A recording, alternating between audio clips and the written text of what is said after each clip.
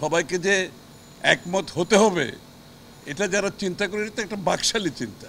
যেখানে ঐক্যমত হয়েছে সেগুলোর বাইরে সংস্কার করার কোনো সুযোগ নাই।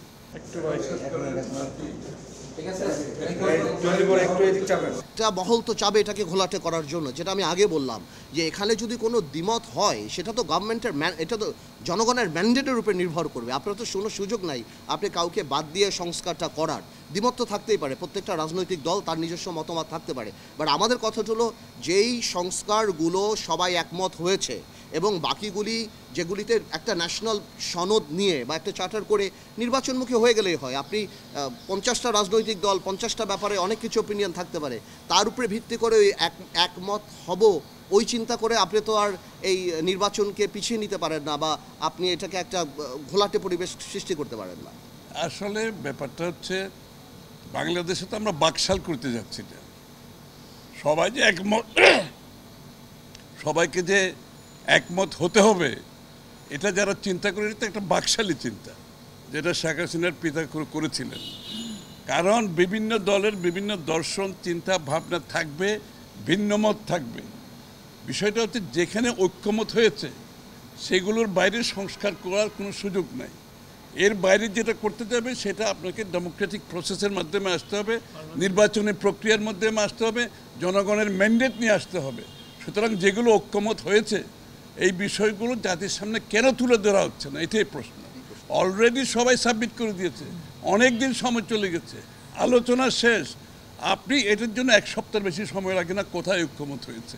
জাতিকে জানান কোথায় ঐক্যমত হয়েছে, জাতি জানুক, এবং ওই ঐক্যমতের ভিত্তিতে আমরা সনদ সই করে দিয়ে নির্বাচনের দিকে এগিয়ে যাই। খুব সহজ ব্যাপার, এর বাইরে যাওয়ার তো কোনো সুযোগ নাই। সুতরাং আজকে যে প্রেক্ষাপট, এই প্রেক্ষাপটে নির্বাচনী রোড ম্যাপ না দেওয়ার কারণে জনগণের মধ্যে যে সংশয় সৃষ্টি হচ্ছে, জনগণের মধ্যে যে প্রশ্নের উদ্রেক হচ্ছে, এটা গণতন্ত্রের আগামী দিনের গণতন্ত্রের জন্য, নির্বাচনের প্রক্রিয়ার জন্য ভালো কিছু বয়ে আনবে না।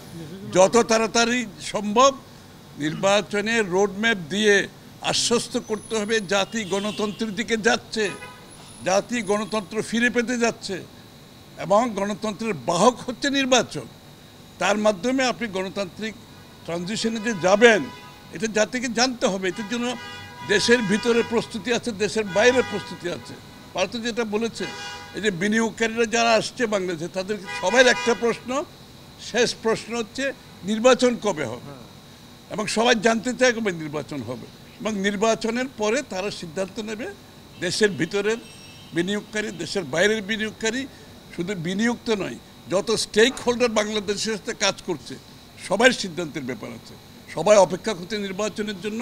সুতরাং যেখানে ঐক্যমত হয়েছে এগুলো ডিক্লেয়ার করেন, সনদ সই করে দিয়ে নির্বাচনের রোডম্যাপ অতি সত্ত্বর দিয়ে এই সংশয় থেকে জাতিকে মুক্ত করে দেয়। সবাই গণতন্ত্রের পথে চলতে চায়, সবাই গণতান্ত্রিক অর্ডার ফিরে পেতে চায়, বাংলাদেশের মানুষ তার মালিকানা ফিরে পেতে চায়। ধন্যবাদ।